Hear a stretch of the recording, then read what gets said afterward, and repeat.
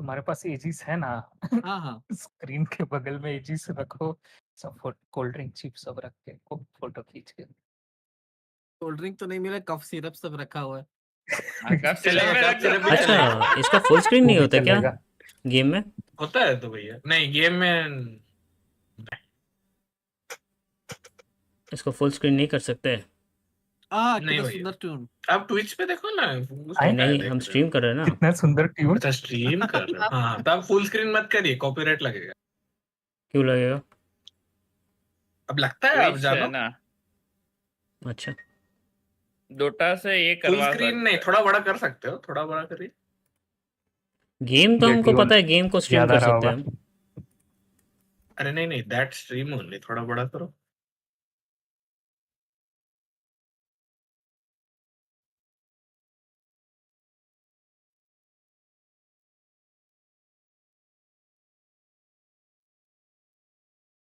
आलोक भाई बताइए, बता दीजिए ना भैया को, वो स्क्रीन बड़ा हैं? करने वाला। हाँ भैया स्ट्रीम कर रहे हैं तो ये यूट्यूब पे। और don't restream the Twitch in full screen. हाँ, don't restream the Twitch broadcast in full screen. अच्छा do that in game only, that is enough. ठीक है। अच्छा, हमको बताओ तो आवाज़ आ रहा है मैं तो ये म्यूज़िक हाँ का? हाँ हाँ, आ रहा है। ठीक है। अच्छा, 1 मिनट, आ रहे हैं। ओ नहीं, म्यूजिक का नहीं आ रहा म्यूज़िक है। का नहीं आ रहा है ना? लग रहा था शायद ऑडियो में। अभी शायद आएगा, देखना।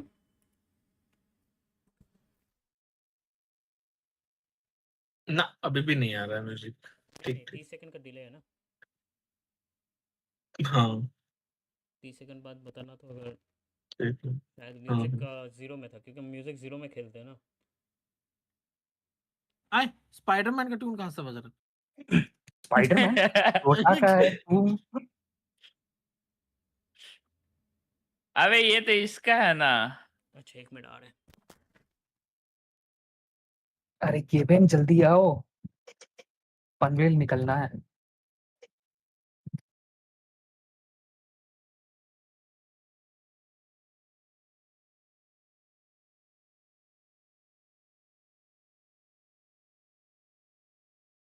साला एक बार ये टीआई देखने के लिए जाना तो है भाई,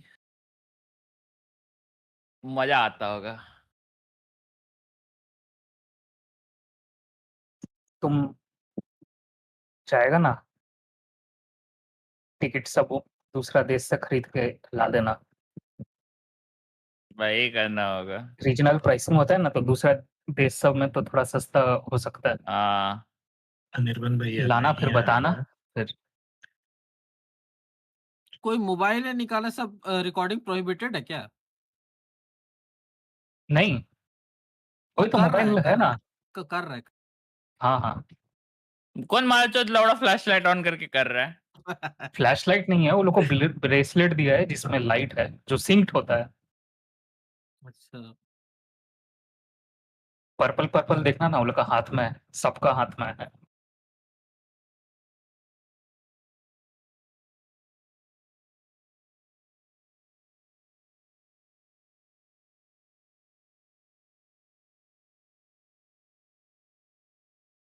भैया का कुछ तो लोचा है, गाना नहीं बज रहा है बस हाँ, भैया के बैक। स्ट्रीम में। आवाज़ नहीं आ रहा है ना? ना, तब वो ओबीएस का ही होगा। साइलेंट म्यूजिक चल रहा है अगर। कुछ तो हो रहा है ट्विच का जो है। वाह, कैप्चर कैप्चर नहीं हो मजा रहा। आ गया।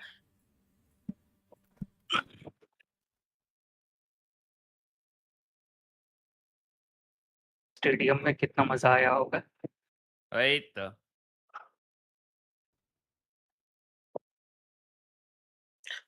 मजा के ज्यादा मेरा भी मजा आया। जाना तो है लौड़ा एक दिन।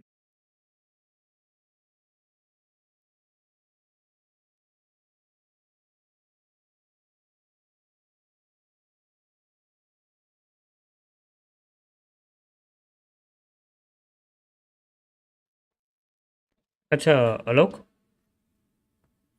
इज देयर एनी सेटिंग जहाँ पे ये पार्ट को आवाज़ आ सके?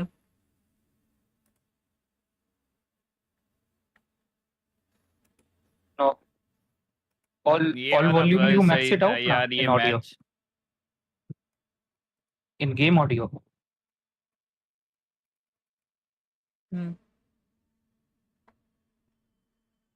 In game audio you max out everything. Audio is on the left. Max out everything. Maxed out? You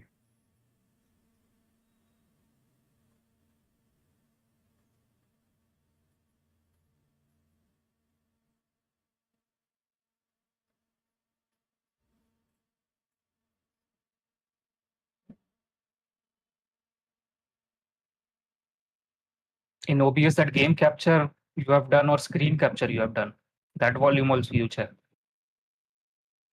wait, streaming कर देते हैं OBS को, एंटर स्क्रीन ना, sync. If it is screen capture you have to do desktop audio. I've shared it.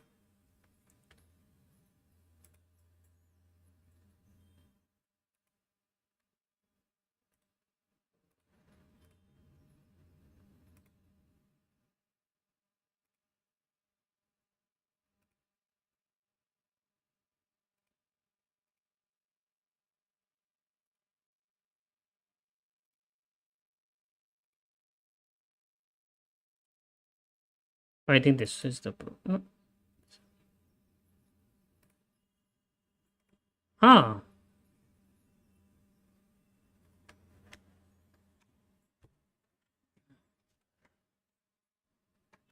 game I can hear, but एक second रुको तुम।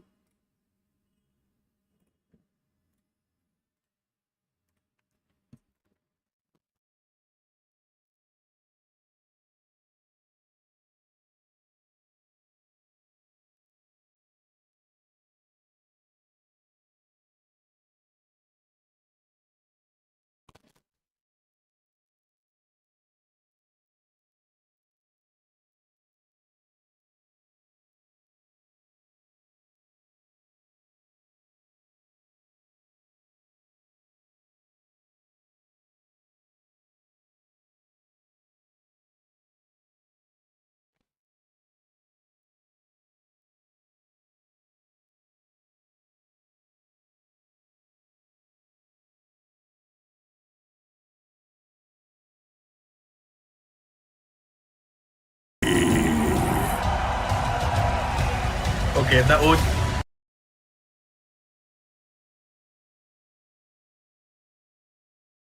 Tundra Esports. देखो मैं किसका पापा है।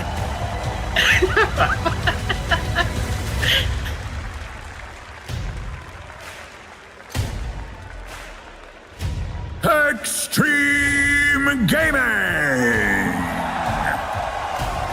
अभी शायद आएगा। फैन फेवरेट जॉइस, अबे तुम पे जॉइस अभी देखो तो आ रहा है कि नहीं?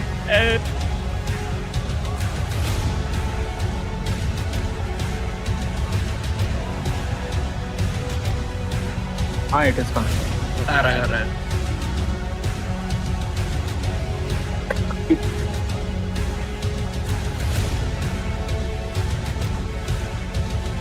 Event कहाँ है, जल्दी आओ. Hi, I'm Gabe Newell. Yes, I thought it 14 years ago, we held the first sir. international in Cologne, Germany. For me, that first international was awesome. It was awesome to see the skill of the players and the enthusiasm of the community. Before that first international, I really enjoyed the game. But after the international, I loved the game. It's not just the game I love, but the community. Sure, people talk shit at me in chat, and about once a week, people say, hey, noob, uninstall the game and but that's really about their enthusiasm for the game and the energy that they bring. And that's why, after all these years, I still play Dota every day. Now we're back in Germany once more to cheer and celebrate again. Oman wäre das ein Spaß. To all the Dota fans who've been with us from day one, to those of you who've joined us along the way, and to any of you who are tuning in for the first time, welcome to the International.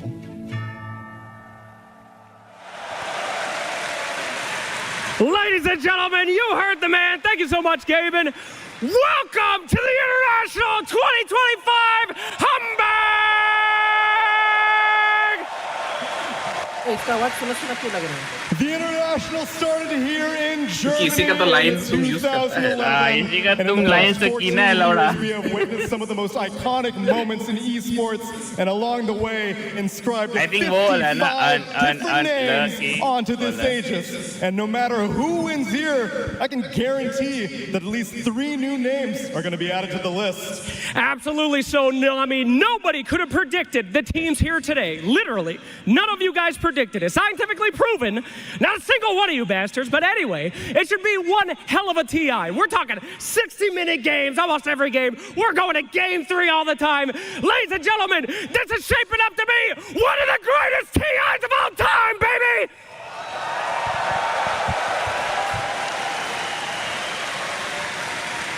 कितना boring लोग है लौड़ा And there was बैठ only के साला one ये thing कर रहा है अगर missing इंडिया on में रहता that ना साला road, and उछल that उछल के is कूदता you. है So crowd, Barclays Arena, are you ready?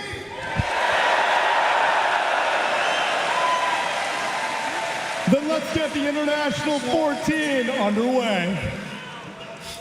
The biggest question is my panel ready? Are the viewers at home also ready for what's about to unfold? Because now it's official. Nothing like an opening ceremony. I don't know, the pressure on Winter. Yeah, I mean, the players are just going to feel a lot of the heat, but at the same time, we always tell the players, just play the game, don't think about everything else. You have to block out everything and just focus on your duties in the game. हाँ, I think you could see it on a lot of their faces, honestly. Like, look at Really? Guys, I'm so fat. Suya was locked Don't worry, in, I'm dude. so fat. There's a crowd of 5,000 people here. He was not looking भाई, anywhere. हमको लेने बोला He was था। just, Yeah, I mean, he the was in players the are just zone. gonna He feel a was lot like of the heat. envisioning And the Dota game in front of him. And they went crazy for Nigma Galaxy. Enigma Galaxy and Extreme Gaming. But I also Yeah, like the way जानते हैं, he तो was पता है fully हमें। focused. Like, I don't think he was just seeing that Aegis, fully focused on it. He wants to lift it. Yeah, I feel Yeah, like he like, दोनों definitely तरफ से has तो to है ही be है। one of the more locked-in players, right? Because even though Yeah, all he's these teams are playing sub-fat. today, he's up first, right? Beautiful. Extreme- Only He definitely fat knows a okay. thing or two Yeah. going to the last day, you know. So he is definitely going to want to change the story this time. Yeah, and I'm sure that's also why he, was locked in the way that he was. The rest of his team as well, though, also standing up there with him, Jin Q. You can't look past Jin Q and how cute he looked up there. You can't. The whole team is so important. But we will talk about Ame because so भाई much मेरा of the score game पहले is से यही है through him. भागो मत I देना think there's an understanding of the meta that this team has that other teams in the break needed to look at to see what they're doing.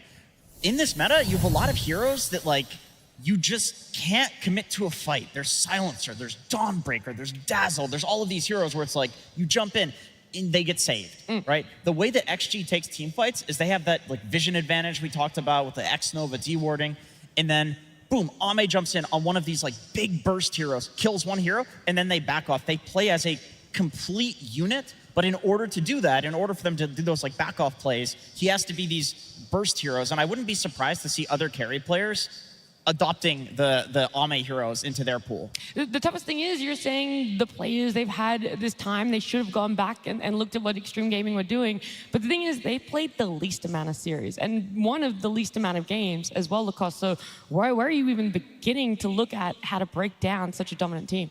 You need to shut down Ame. In all 10 games that they did play, they last pick his hero. So this is their win condition. And one of the reasons why Jenkins was talking about that Ame has this explosive game. He's playing these explosive heroes that can go in, can shut down pretty much anyone. The burst, because we're seeing a lot of these longer fights. We're seeing a lot of these longer games as well. Extreme Gaming is a team that is a bit slower. On the side, of 3 games over 60 minutes, they did play that 78-minute game against Falcons, which they did win. They did win all 3 of those games. So a bit of a slower team compared to Tundra, who is a bit of a faster team. I think they're slow because they pick and choose their fights really well, and they always have multiple ways to win a team fight. It's not just one condition. They give themselves enough conditions that if they get the vision, if they see an opening that they can actually take it. But that requires like an insane amount of synergy between the players on the team and trust. I mean, on top of that, I don't really feel like it's just them being slow. I think the meta भाई तुम is जैसे ही बोला slower ना, as well. So Zinky it's not like they're ये intentionally जो trying to play slow. The stadium में game just हम feels more natural when कहाँ से? you're being more ये patient, बात। taking the objectives, and you have team fight. You don't really worry so much about, oh, if I lose the lane, I don't have anywhere to go on the map because the map is just so big right now. I think the map is big, and also let's just like once again, there's a lot of elephants in this in room. the room, that we need yeah. to talk about. When there's like 2 Dominator creeps running around cutting creep waves, like yeah, it takes a while to push towers. There's no creeps taking the backdoor protection off. You have to kill the creep first, then get a creep wave to the tower, then push the tower. This is a 3-step process. It's not exactly easy. I mean, it kind of incentivizes heroes to can kill off the creeps. So you've been saying to me that that's why Nature's Prophet's good. You can kind of TP in from anywhere and kill the creep, deal with the problem without moving too many heroes from one side. prediction है नहीं देगा Yeah, पूरा prediction को ले कर TP globally, like you also mentioned it that the heroes that can actually kill the creep are carries, and you don't want your carry wasting a very long cooldown TP scroll to go somewhere and kill the creep. So a hero like Nature's Prophet that can just do it for free on a 20-second cooldown, like that's great. And by the way, the creep can't get a quelling blade. It can't get out a sprout, so that's really nice. Another reason that Nature's Prophet is overpowered. There's not enough of those in today's day and age. Well, look, who really knows, right? Sometimes we think something is overpowered, we let it through, we don't actually see the result we expect. And something we can expect, though, is for our series to start very soon. We've already seen our teams out on stage, but now we want to welcome them to the stage. We want to bring them out, put them in those booths. And of course, we're going to start with our very first team, Extreme Gaming.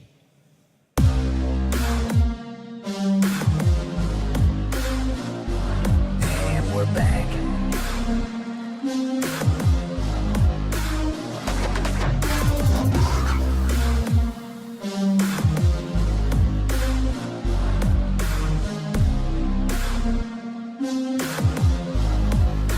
इस बार का झिंकू मुंह धो के आया लग तो रहा है मुंह तो क्या है लग तो रहा है Extreme Gaming. उस टाइम तो कोविड चल रहा था ना तो शो के उठा है क्राउड तो होगा नहीं तो अच्छा दिखना चाहिए मैं तो ऐसे नहीं लग रहा है कि भाई इस बार अच्छा से खेल देना प्लीज हगना मत एक जीत जाता है The uncrowned king leading his team to the booth. One of the longest game lengths we've seen at a TI as well. Will they change? Was the 4-day break in their favor or against it? The biggest questions are still up for grabs. And the biggest thing that I really want to know is their opponent also ready to take the stage?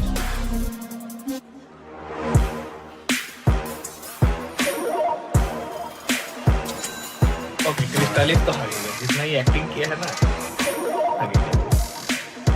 देखो Luma दिया जाएगा ना ऐसे acting करना पड़ेगा तुमको over acting मत करना बस नॉर्मल एक्टिंग करना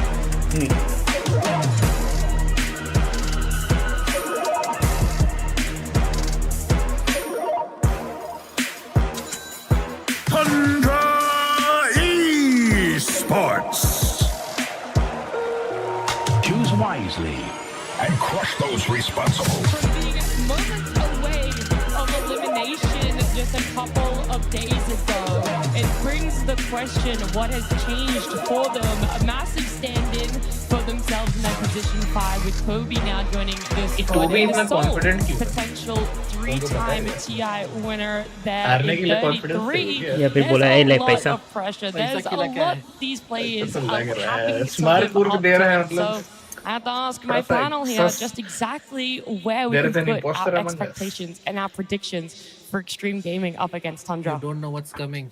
This one is not easy. I feel like You Extreme know what's Gaming has cooking. showed that they played the best Dota You so know far what's this year, but cooking? also Tundra, Money. they should not be underestimated. Even though they don't have, you did say Agar that he money is the best diya 5 hai in the aur world. ye- Whitemon is not here, but he filled the shoes really well. Toby is playing really good Dota, and you have 33. One of the greatest, if not the greatest mind of Dota that we ever had, because this guy is going to try to break the game. We saw it during TI 2022 when they won it with Tundra, the right back. Now we're seeing the same thing with potentially this Helm of the Dominator strat that they've been running very successfully with this BZM Invoker that they did win every single game. He builds into Helm, he builds into Drum's Alacrity, then you have another Helm from the offlane, plus potentially a pipe, and they know how to close out the games quickly. If there's any player that I really trust when it comes to like breaking down it's this guy. his own team and like how strong they are in the current meta, it's 33. You know, he has said that they, in the past few patches, they've kind of struggled to find an identity. And they didn't perform as well as what we just saw on the screen there, and they're hugely dominant first year. But in this tournament, it looks like they have found an identity. They're picking SK again. They're picking Earthshaker mid. I feel like this team is really successful when they have scaling heroes, when they're able to pick scaling heroes on all of their cores. And it's because they're a bunch of specialty players, right? You have the BZM Invoker that we just talked about. Found an identity on picking SK again. Mid. If they can play a meta where all of the roles can scale, then they can pick the best hero in the best position and then give that to the scaling player and then win the game through that way. So I think the meta really favors Tundra right now, and I think they know it as well. Yeah, and if you're comparing the matchups, like XG is a little bit slower than Tundra. I think Tundra is really good at hitting specific timings with their heroes, and using the Helm of Dominator, I think they are probably going to be able to try to stop the game from going too long, where it enters Extreme Gaming's territory, and I think they have a really, really good shot at doing that in the current meta and how everything is really revolving around the Helm of Dom and all that. हाँ वो तो कर सकते हो, बस बड़ा नहीं करना है। बड़ा करने से अच्छा नहीं, बड़ा मत लगे फुल। अच्छा उससे ये हो जाएगा। समझ रहा है, दे देता है लोग चॉपी।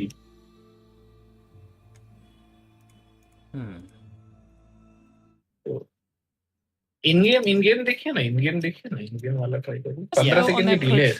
ये वाला बोल रहे हो ना? वो वाला। हाँ। Yeah, I totally agree. Like, I remember when Dyrachyo Dyrachyo was playing with Tundra, and my first thought was like, how is this going to work? Dyrachyo's crazy, man. That kid is nuts. Playing with 33, one of the most calm, cool, collected guys. And then seeing them together, it's like the jokes that 33 was making with Dyrachyo, they're not PG. I can't even say them here, you know? And it's like he switches his personality to make his players comfortable. Like, genuinely, I know we always talk about 33 as like one of the greatest minds of all time, one of the greatest offlaners of all time, but he's also one of the greatest captains of all time, like integrating players into the team. So I think if there's any team that's going to win with the stand-in, it's either Liquid, they're out, or Tundra. What about Extreme Gaming? They have a stand-in too. X-Nova, I think a lot of people are kind of glossing over that right now.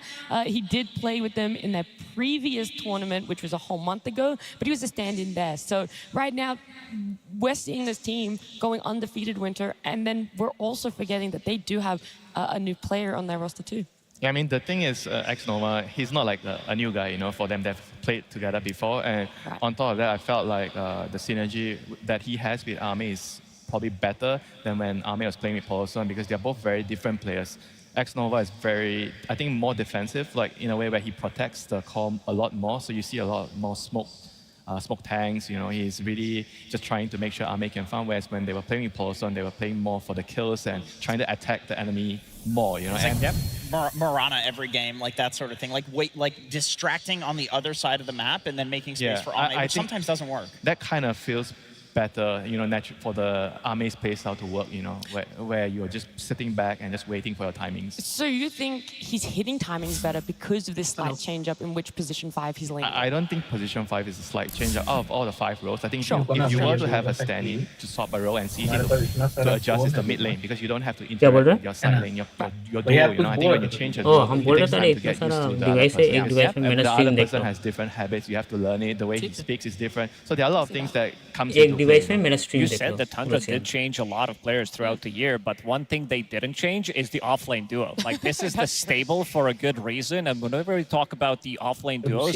this duo comes to mind to a lot of people because they have been so stable throughout the years as well. Saksa and 33, I don't think it gets better than this. When you're laning against them, this might be the most difficult duo in Dota to lane against, because they will always try to find something, try to break the game. If you're playing into unfavorable matchup, you will find a way how to play it. Exactly. I mean, look at these top 3 offlane combos, right? Like a lot of these heroes are gimmicky. They will find farm in some way. You know, 33 playing Darkseer farming stacks, Sand King farming stacks. These are all stack farmers essentially. And I totally agree. I think the most annoying thing about playing against 33 and Soxa is that even if they have a bad lane, like heroes that are not good at laning together, they still find some way to farm by cutting creep waves, you know, putting a sentry ward in the tier 2 to aggro the first wave of creeps so they get a lane advantage. There's always some sort of trick that they can pull out to get a good lane. Not to mention as well, I think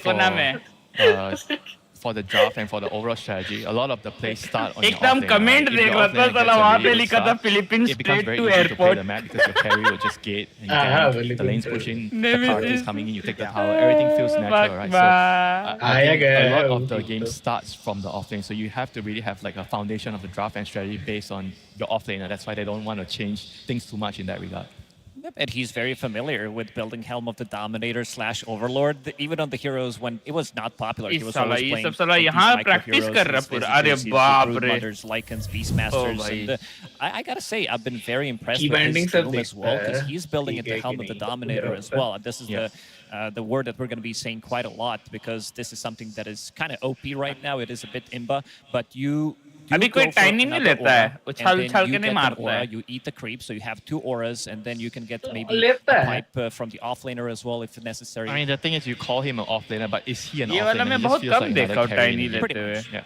Like Dora is just so different right now. There's like just side laners and mid laners, and even the supports feel kind of similar in what you actually do. There's like no specific role for the 4 and 5. You just do what it feels right in the game. You know, you build items if you need to build items. It's no longer like, oh, you're position 5, you're not allowed to farm.